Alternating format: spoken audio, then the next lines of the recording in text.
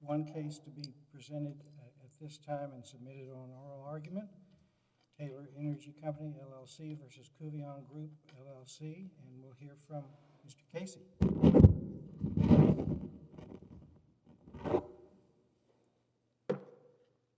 Morning, Your Honor. Morning. Thomas Casey for the plaintiff appellant, Taylor Energy Company. Your Honor, I know we've done a lot of briefing and there are a lot of exhibits and a large record, but I think at the end of the day, the issue in this appeal comes down to just a very simple, basic issue of summary judgment law. And that is, has Couvillion proven that there are no genuine issues of material fact on its contractor immunity defense for which it has the burden of proof, and to show that they are entitled to summary judgment as a matter of law after construing all facts in the light most favorable to Taylor Energy. So just tell us basically why it is that you sued. I don't quite understand why it's in your client's interest to file this suit, whether or not you prevail.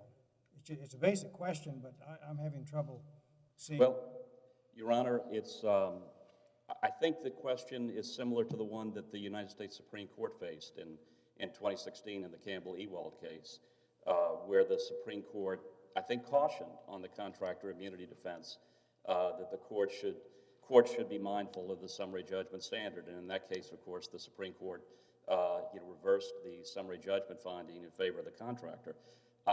Maybe the way to answer your question, Your Honor, is to go directly to the two grounds for immunity, that are being discussed in the briefing, the Clean Water Act immunity and the Yearsley immunity. Those are the two issues. I was planning to address the Clean Water Act immunity well, first. but my question was a little bit more basic. Of course, we'll give you as much time as you need to discuss the issues, but I don't quite understand why initially your client would have said, hey, we really need to sue about this. We don't like what's going on. This harms our interests in some way, so we're gonna file this declaratory judgment. Oh, so you're talking about the merits of the suit itself. That, yeah. Well, Your Honor, this arises out. What's the grievance? What is it that your client is trying to accomplish by? Well, Your Honor, the action against Couvillion is a trespass action, a tort action, an action for damages, unauthorized seizure of our property in the Gulf of Mexico, and that's a tort action. So they're not obviously challenging the merits, of the claim here. It's a defense to that claim on the contractor immunity issue. But to answer your question directly, it is a tort action for damages in the Couvillion action. And of course, it arises out of the other action that's discussed in the briefing, which is the Lutra litigation that Taylor Energy has filed against the Coast Guard. Okay, and I interrupted you. You can go ahead. No, that's okay, Your Honor. Anyway, turning to the first issue, which is the Clean Water Act immunity,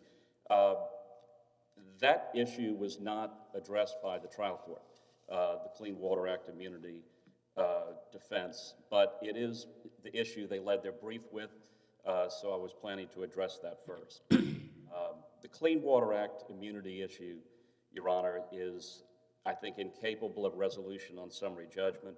The Clean Water Act provisions clearly state that they are inapplicable to acts of gross negligence and willful misconduct, and I would submit that whether or not Couvillion is grossly negligent or willfully has committed willful misconduct in this situation is an ultimate issue of fact.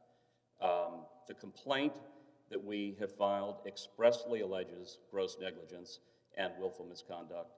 The summary judgment record has significant evidence of gross negligence and willful misconduct, and that's based on the deposition testimony of Couvillion itself, as well as the declarations placed in the record by Taylor Energy. Let me ask you this, just yes, Ron. succinctly. I know you're arguing that summary judgment shouldn't have been entered, but there's a lot in this record, already, depositions and so forth that are in there. They're the legal issues and so forth. So, just succinctly, what's the quality of other evidence that's missing from the record now that militates to go forward to a full trial. You follow what I'm saying? I'm saying there's a lot of evidence here. Understandably, your argument is that the trial court ruled against you, but I'm trying to get a sense of, is it more depositions of different witnesses, or is it witnesses who weren't present, ones who weren't called in this matter? What's the germ of the factual determinations later that, you know, cut against you, as opposed to saying this record is full, you just disagree with the judge's call on summary judgment? Well, Your Honor, I understand your question, but I think it's actually kind of the reverse. I think it's actually, in this situation, I think we were the only party to put on evidence on the issues of gross negligence and willful misconduct, particularly in the context of the Clean Water Act immunity claim. Because I'm not sure what Couvillion's evidence to the contrary is on gross negligence and willful misconduct. I think that I don't think they have evidence on those points in the record. I think we put in substantial evidence on the record on those points. I thought the issue on appeal was whether Couvillion was acting on behalf of the government of the United States. Pardon? Sorry, and I know the... No, It's a brave new world here. I'll speak up. Indeed it is. I thought the real issue on appeal was whether Couvillion was acting on behalf of the United States government. Well, And on that, they seem to have quite a bit of evidence. I think that issue is probably more tied into the Yearsley immunity issue, which I would address in a second, and I'll go there. But obviously, we don't need to do both immunities, right? If the district court is right that Yearsley immunity applies, then we're done. Well, it's on Yearsley, I think that, as Your Honor is aware, there are two aspects to the test, the validly conferred part and the authorized and directed part. It's that validly conferred part that I don't think the district court addressed at all in the opinion, and it's an issue that Couvillion has consistently avoided in their briefing. I think they filed a 60-page brief here before this court, and I think that maybe there are 3 or 4 sentences in one paragraph addressing that valid... Why isn't that an easy issue? Pardon? Why isn't that an easy issue? That seems to be a legal issue rather than a fact issue. Well, Your Honor, as a generic point, it is certainly a legal issue. Right. Whether there is authority out there for the government to be involved, I agree with you. You start with that legal issue. But every case is different. And so the government's authority is not unrestricted. It's not without limits, and it's not without certain parameters that the government has to follow. So that's the point here, is that they want to argue that... I assume you would agree, though, that if you have the power to clean up a spill, that will inevitably include the power to deal with property, to engage in trespass as necessary to clean up the spill. Well, doesn't one just naturally follow the other? Well, Your Honor, that whole issue, the extent of the Coast Guard's authority in this circumstance is the subject of ongoing litigation in the Eastern District of Louisiana. That's the Luttrell case referred to in our briefing. That's been going on for 2.5 years, and that is challenging the authority of the Coast Guard to issue the administrative order and to take the actions they did, which ultimately led to the hiring of Couvillion in this case. And they just ignore that. They're essentially... suggesting we hold this case pending that other case? Well, I think that's a possible resolution, Your Honor. I mean, I think that, because I think at the end of the day, we cannot find that there has been authority validly conferred here without resolving the issues in the Luttrell case, because that is challenging everything that leads up to the hiring of Couvillion in this matter. And what they're essentially asking the court to do is one of two things. It's just to assume that the government has authority because there is a statute providing some generic authority in a general sense, or they're asking this court to rule on the Luttrell litigation and provide a ruling that Taylor Energy's position in the Luttrell case is wrong when they haven't even briefed those issues in this court. So I guess what I'm saying, Your Honor, is there are two aspects to Yearsley immunity. The first prong, the validly conferred prong, the district court didn't deal with, they haven't dealt with, they haven't acknowledged the Luttrell case or the allegations in the Luttrell case, and they have to deal with those allegations before they can meet their burden of proof on the validly conferred prong. That is not purely a legal issue. That is a factual issue based on exactly what occurred in this case and why the Coast Guard's actions in this case were invalid. So I think that from this court's standpoint, I don't think this court gets past that validly conferred prong of the test, because what's in the record on that from either Couvillion or the district court? I don't think that's been addressed. So that's the first part of the Yearsley test, Your Honor. The other part is, I think, what you were, Your Honor, was leading up to, and that is the prong that talks about that the government must have authorized and directed Couvillion's work. Courts have applied a variety of tests on that point, but I think the bottom line of that authority is that the question is who is in control, who has substantive control of the contract. Is it the government or is it the contractor? And that presents a fact-intensive inquiry in this case. And notably, reading the briefs in the district court and in this court, I don't know what case it is that Couvillion relies on for the Yearsley immunity to justify summary judgment in this case. They have never discussed any specific case where the facts of that case were at all comparable to those in the present circumstance. Because as I note that most of these cases involving contractor immunity have very detailed contracts with hundreds of pages of specifications that are easy to follow. Is the contractor doing what the government instructed? And we don't have that here. Can we go back to the validly conferred for a moment? I take it in that other litigation you're referring to, that's your fight with the United States government? Correct. Over whether the plan that they put forth was a good plan or not? Correct. What does that have to do with the validly conferred requirement? Because I thought the validly conferred, I may be mistaken on this, I thought that was more sort of a constitutional question rather than a case-specific question. No, Your Honor, I think that it's not just a constitutional question. I think it is a statutory question, and whether there is... Both. It's both. It's both. But to answer your question this is what it has to do with it, is that what's being challenged in the Luttrell case is that all of this arises out of an administrative order issued by the Coast Guard. The administrative order is being challenged. The administrative order, in turn, was the sole legal basis that the Coast Guard justified for the hiring of Couvillion as the contractor in the case. So you can't have one without the other. Let's say you're right that the United States government messed up. Why is that on Couvillion as opposed to the United States? Well, in other words, imagine a world in which Couvillion is just dutifully doing what it's supposed to per the United States government. Yeah. It just turns out the United States government screwed up. I think, Your Honor, that's a very good question, but this is the way the case law answers it, is this is derivative immunity. This is not frontline immunity. So if the government didn't take actions that were appropriate, then the contractor doesn't have that immunity either. The contractor's immunity derives from the government actions. And so if the government's actions were not proper, then the contractor doesn't have immunity. It's derivative. And so that's, Your Honor, I see that I have 2 minutes left. I want to make sure that I answer any questions that the court would have on these issues. Just tell me, I'm assuming you made the same arguments to the district court. The district court allowed limited discovery. The case is well lawyered on both sides, but you made the point you made about the first prong, et cetera.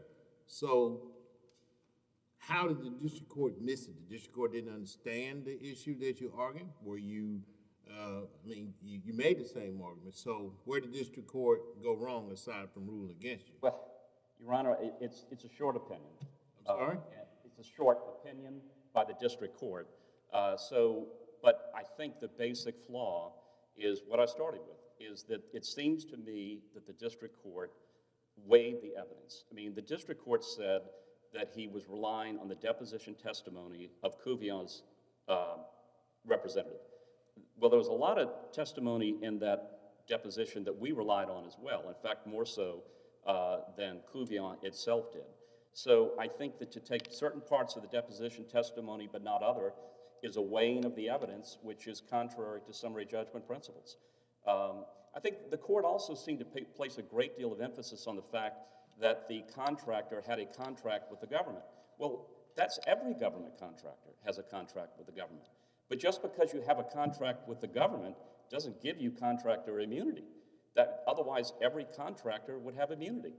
There is a test, and that test needs to be applied in order to determine whether the contractor has immunity. Right, so the statute seems to expressly give the government the power to remove or arrange for the removal of a discharge and mitigate or prevent a substantial threat of a discharge at any time. And it goes on to say, in the interest of public welfare, I believe, is part of that as well. So why is that language not broad enough? I mean, it is broad language. Well, Why does that not Your Honor, cover?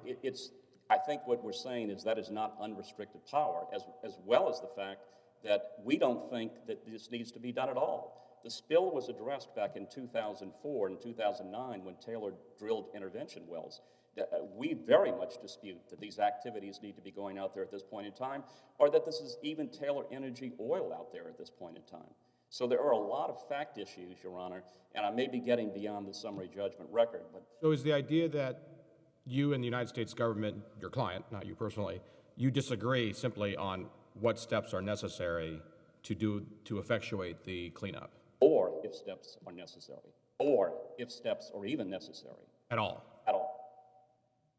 Why isn't that the United States government's call ultimately? Well- If there is in fact a good faith or even not a good faith disagreement, why Well- isn't that the United, I mean, the United States has the power to do these cleanups? Even if they have discretion, Your Honor, that discretion is not unlimited. And that is the issue that's being litigated in the Luttrell case in the Eastern District. I'm out of time, Your Honor, but Excuse me, one follow-up question. So, normally, to defeat summary judgment, you need to tell us what is a disputed issue, a material fact, and we're talking about raw historical facts. What happened? Who did what to whom? What is the dispute that you can identify for us that we will find in the summary judgment evidence? One side says this, one side says that. well, I think on the Clean Water Act immunity, we certainly have disputed facts because we put in the evidence on the gross negligence and willful misconduct acts. On Yearsley immunity, Well, but it's a more basic question. One side says the traffic light was red, the other side says the traffic light was green.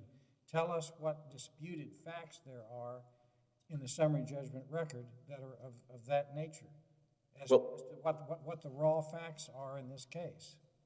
if I'm understanding your question, Your Honor, the disputed facts are whether there were acts of gross negligence or willful misconduct on the Clean Water Act immunity, and on the Yearsley immunity, whether they followed the Coast Guard's directives, such as eliminating the sheen, which was not done, and making the sheen worse, disturbing the seabed, the seafloor bottom, and we've listed many other issues where, on the Yearsley immunity issue, that Couvillion was not complying with the Coast Guard's directives. Those are the disputed fact issues, Your Honor. I hope I answered your question then. And you've saved time for rebuttal. Thank you, Mr. Casey. Mr. McShane?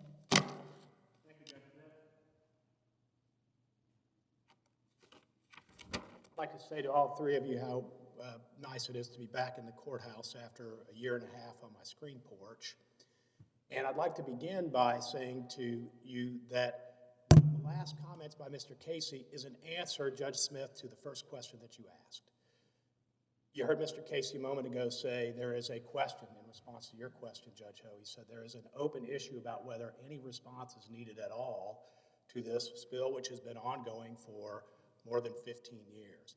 And the answer to why sue might be related to the decision by the D.C. Circuit that was handed down recently on the question of whether Taylor is entitled to get back more than $400 million being kept in an account to plug and abandon these wells. If Taylor can establish that the best way to handle this site is to do nothing, that gives him a foothold to say, therefore, let me have my more than $400 million back. If a Red Adair type rescuer, like the Couvillion Group, comes through and says, wait, there are things we can do. We can, as we have demonstrated, capture almost 700,000 gallons of leaked oil from this site. That undermines any effort that Taylor Energy might have to try to get back their excess of $400 million, which others would say should be used by scientists like Couvillion Group to come up with a good idea, now that the decision-making and the control has been taken from Taylor Energy and partially federalized, to come up with a better idea of how to stop this spill. So those are the stakes, and that might be the answer to why sue, because when you start out, what you're looking at is, here's a bright-eyed engineering group who says, I have an idea to stop your oil from leaking into the Gulf of Mexico. I can erect a containment system at the seabed level, 400 plus feet below the sea surface, and I can capture the oil that's coming out. And before he ever got to the job site, Your Honors, Couvillion got sued. He got sued for gross negligence before he ever did any work at the job site. This assertion that there's an open factual contest about gross negligence, this allegation, the perniciousness of the gross negligence allegation is evident from the fact that these assertions were made before we ever arrived at the job site to do the work. We started our briefing by talking about Clean Water Act immunity for two reasons. One is it's a clinical, clear, statutory immunity. And the second reason is it is actually relevant to one of the two prongs on the Yearsley immunity. So I'd like to start out by talking about the Clean Water Act immunity, and then I'll tell you why that helps meet one of the two prongs of the Yearsley immunity. Remember, I think you asked a question, Judge Ho. We're dealing with two separate immunities. The Clean Water Act immunity has certain proof requirements. The Yearsley immunity is a two-prong immunity. I'd like to put that aside for a moment. The Clean Water Act immunity is triggered here because the structure for oil pollution cleanup response dictates through the Clean Water Act and the CFRs that come along with it that the President of the United States prepare and implement a national contingency plan for immediate, assertive, robust response to oil spills. And the statutes direct the President to act expeditiously. The CFRs and the associated rules and regulations permit the President to appoint a federal on-scene coordinator, the FOSC, to stand in the shoes of the President of the United States in undertaking this commitment to act expeditiously to deal with oil spills. And in this case, because the oil spill involved was in the contiguous zone off the coast of the United States, the regulatory and statutory scheme dictates that the Coast Guard act as the federal on-scene coordinator. And to that end, Captain Christy Luttrell was appointed to be the FOSC in this case. Captain Christy Luttrell is the critical witness in this case. She is the linchpin because she decided to partially federalize this project. She noted that the reason she was partially federalizing the project is that the efforts of Taylor Energy heretofore have been unsatisfactory, that the more recent estimates of the oil spilling from this site, the high-end estimates grossly exceeded the estimates that previously had been provided to the government. And so she first directed, after selecting Couvillion to be the contractor, directed Taylor Energy to make best efforts to contract with Couvillion. Taylor was not successful in that undertaking. Captain Luttrell told them in advance, if you can't reach terms, we will partially federalize and we will take over this job. And she did that in the autumn of 2018, the late autumn of 2018 in November. Couvillion had made a proposal for how to capture this oil. The FOSC concluded that she had the highest confidence in Couvillion and little confidence in Taylor, and Couvillion was tasked with going to work. Before the work started on the site, the lawsuit got filed, including the gross negligence claims. The statutory immunity is spelled out in our brief. It is triggered because the FOSC hired us to do this work. The CFRs that tell the FOSC what to do say that the FOSC is to take charge of all federal, state, and private tasks necessary to effectuate the directives set forth in the Clean Water Act statutory structure. So we are owed the immunity under the Clean Water Act because all of the work that Couvillion did was done at the behest and the direction. We were hired to do the work by the FOSC. We did the work for the FOSC. We billed the government for it, and we got paid. And that's where our immunity comes from. Why isn't that limited to work on a vessel, which this was not? I think you might be thinking of one statutory reference in the briefing from Taylor Energy about how you're allowed to, let's say, remove a vessel, but you're not allowed to remove a down jacket. There's some reference to that in their brief. The Clean Water Act directives, the federal on-scene coordinators directives, aren't vessel related, Judge Smith. They are oil spill related. You are the FOSC. Come up with a framework to jump on this oil spill. But that does at least go to any kind of trespass claim, whether that's a live claim in this litigation or not.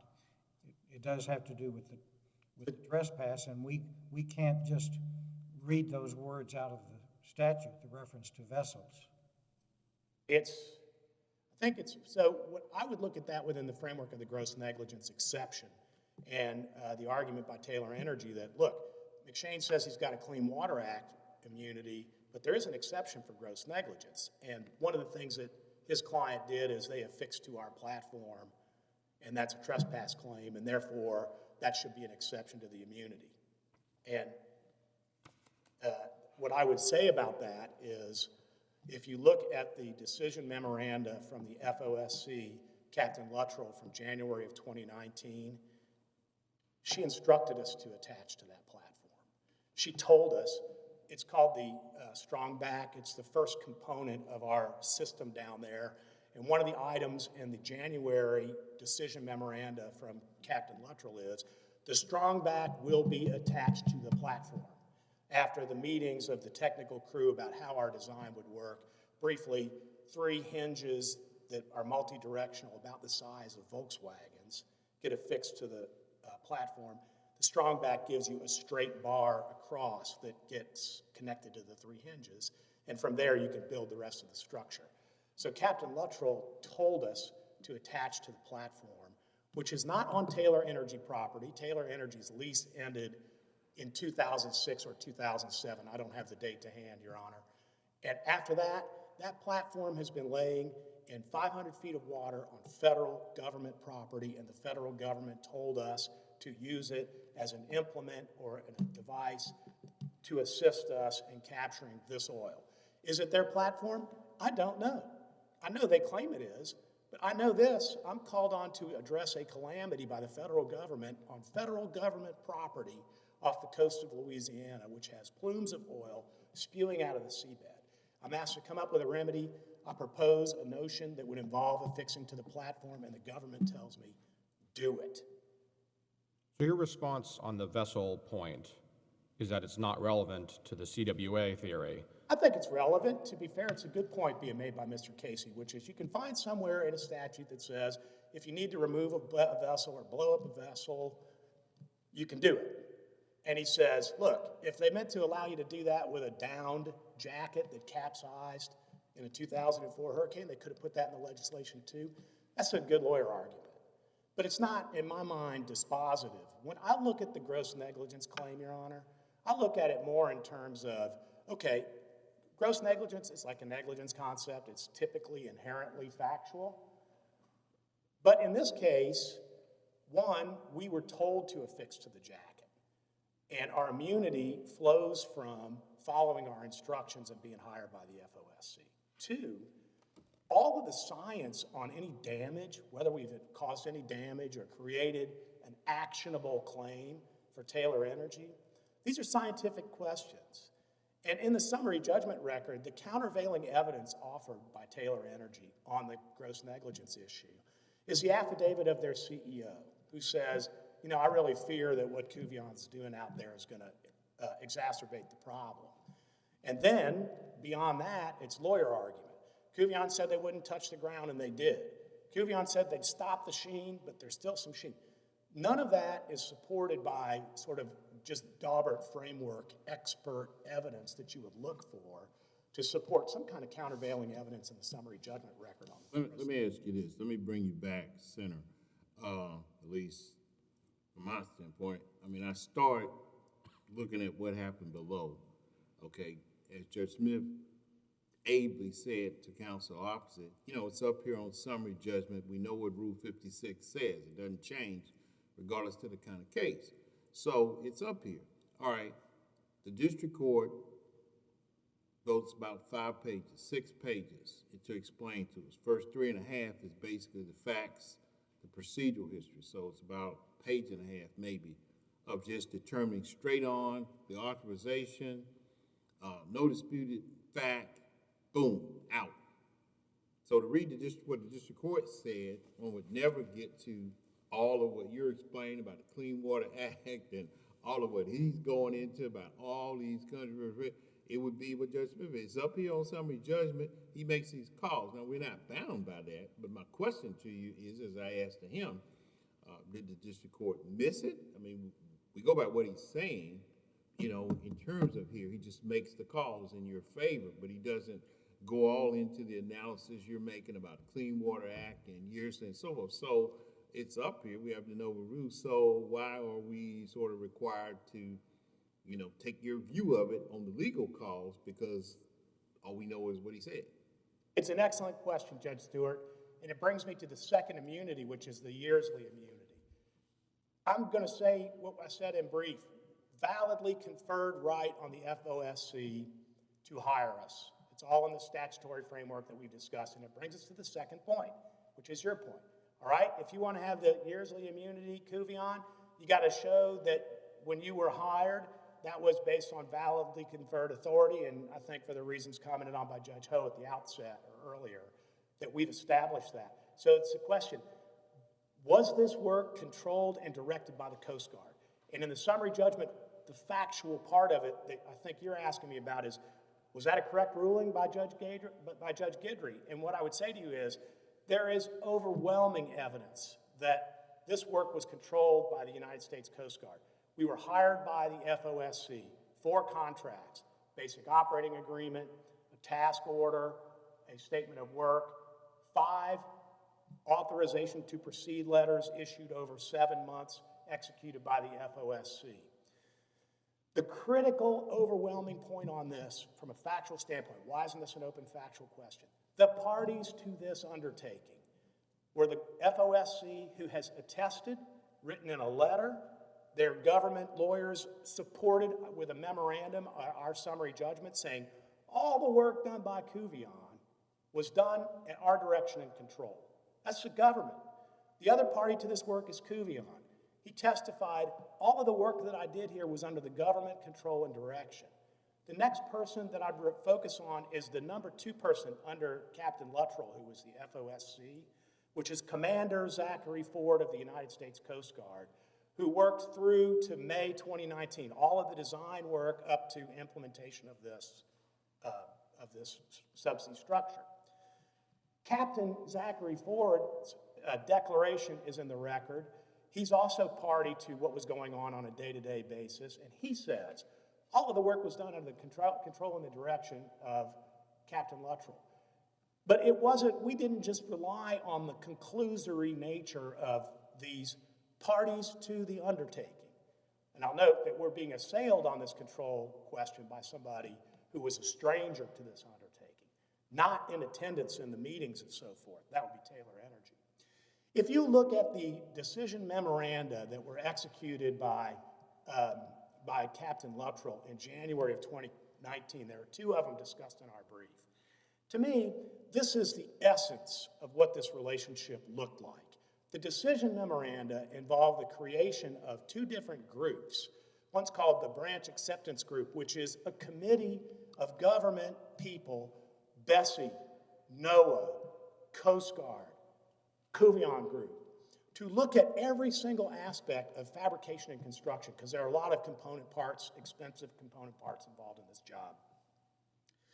The Branch Agreement Group, according to the FOSC's decision memoranda, they are there to meet and listen to the proposals and ideas of Couvillion Group.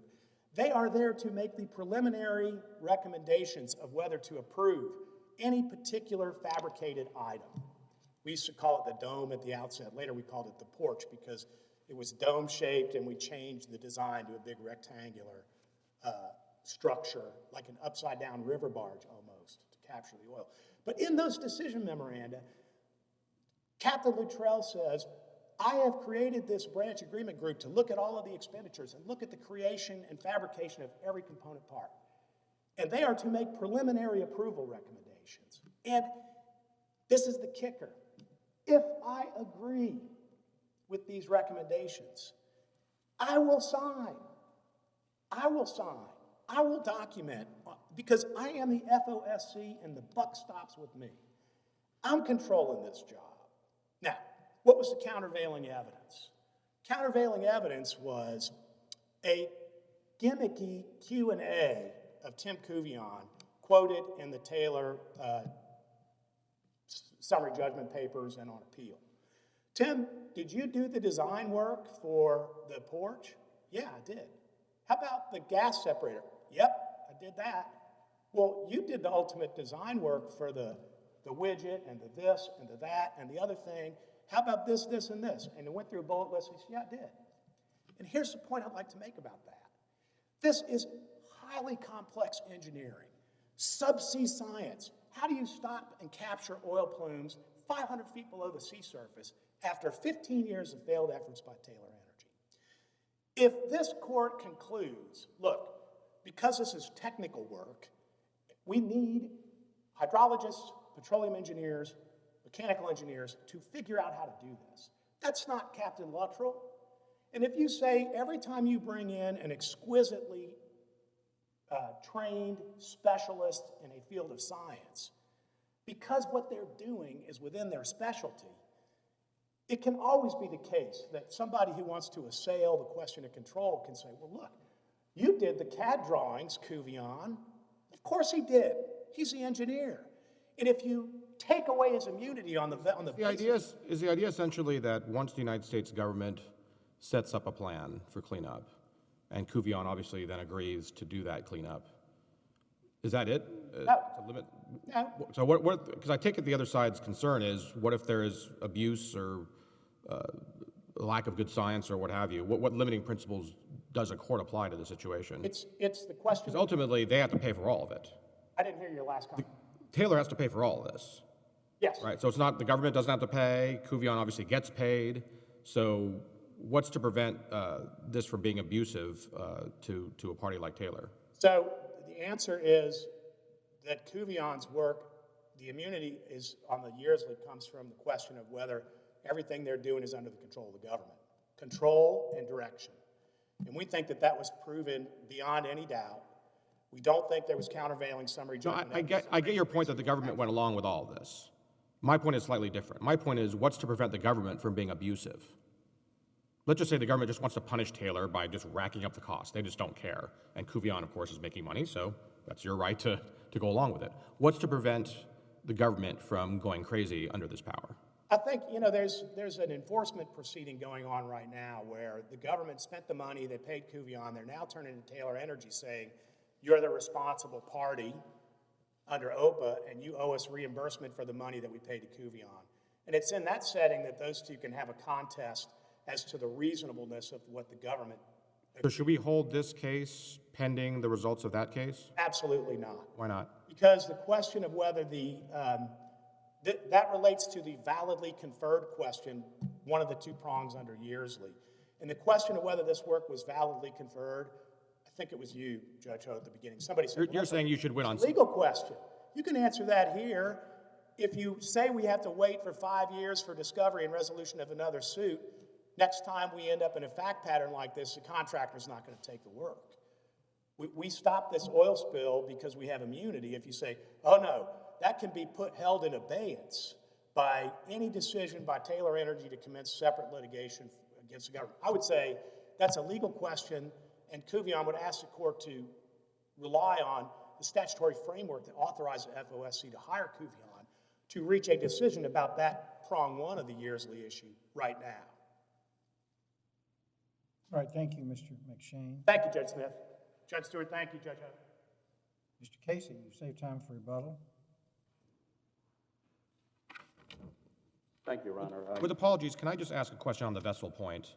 Yeah, Your vessel point turns on, I take it, Romanet 3 of this Section 1321 provision? the vessel question, Your Honor, I think Judge Smith raised it first. It is a very good question. I mean, the point is... But I'm trying to, it comes from that one provision in 1321C, 1B, C, Anyway, B3. I think I know the provision. Okay, right, you know what I'm talking about. I guess what I'm asking is, fine, this is not a vessel. Why doesn't B1 take care of this case? We're focusing on B3, but there's obviously B1. Yeah, I'm not familiar with that provision. I don't know if, I'm not sure of the one you're talking about, Your Honor. But I think the point. What it says is, in carrying out the plan, the president may, it has your language about the vessel that I take it doesn't apply here, but it also says the president may do anything, really, to remove or arrange for the removal of a discharge and mitigate or prevent a substantial threat of a discharge at any time.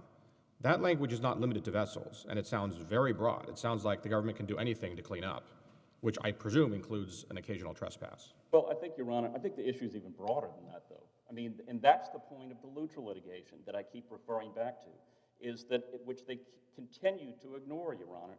The Lutra litigation goes to the very beginning of the issuance of the administrative order, challenging that that administrative order was not required at all, and that it was a violation of Taylor Energy's rights, a violation of the National Contingency Plan, and as a result, the hiring of Couvillion was an invalid act. That is the big picture from the Lutra litigation. So let's say you're right that the government didn't do this plan correctly. What is your best authority that that's Couvillion's fault? I mean, you can sue the government, but why is this on Couvillion? Well, because, Your Honor, the issue we're here on today is contractor immunity. But I think the answer to your question is their actions cannot have immunity unless the government's actions were legal. It's just that simple. You cannot have derivative contractor immunity without the government's actions being legal. And whether the government's actions are legal is the issue that is being litigated in the Lutra case between Taylor Energy and the Coast Guard. So that's what the validly conferred prong is. It sounds to me, I'd be curious what authority you have, because immunity and merits are obviously different issues. And when you say it depends on whether it's legal, I almost think that you're saying it depends on who wins. But the whole point of immunity is you might be immune even though you should have lost. I missed the first part of your question. I'm sorry, Your Honor. Immunity and what? It sounded to me, your response to my immunity question is, or to my point about why Couvillion should be responsible, is that, well, what if what the government's doing is illegal? That's important. But that's a merits question. Well, Your Honor, but the whole point of immunity is you will be immune on occasion from things for which you would actually normally be held liable. I think in this unique circumstance, that does overlap with the contractor immunity test. This is an unusual case. Normally, the validly conferred prong is not a contested issue. I'm sure you've read Yearsley cases. There are very few where that is a contested issue. It so happens in this case that the validly conferred prong is very much a contested issue in this case. They have to satisfy that prong. We didn't put that prong in the Yearsley test. The United States Supreme Court did. And they did it for a reason. And that is because the entire premise of derivative immunity is that the government's actions are legal. That is not the case here. The government's actions are not legal, and that issue is being litigated in the Luttrell case in the Eastern District of Louisiana. So hopefully I answered your question, Your Honor, but... So on the question of whether we might want to put this case on hold awaiting the other one, I don't know whether you're actually urging that, or at least it's been mentioned. That doesn't make a lot of sense to me, because what we have before us is a summary judgment. That's correct, Your Honor. Either summary judgment was correct for whatever reasons, or it was not correct for whatever reason. So that's an issue issues joined on that question, right? That is absolutely correct, Your Honor. And I was thinking about that when Your Honor asked that question of Mr. McShane, is that we are here on a summary judgment record. We're not here on a complete record after trial. We are here on just what's in the record from the summary judgment standpoint, with the standards saying that all facts are to be construed in the light most favorable to Taylor Energy. And I think with that test, Your Honor, it's the decision of the trial court should be reversed based on that basic summary judgment standard.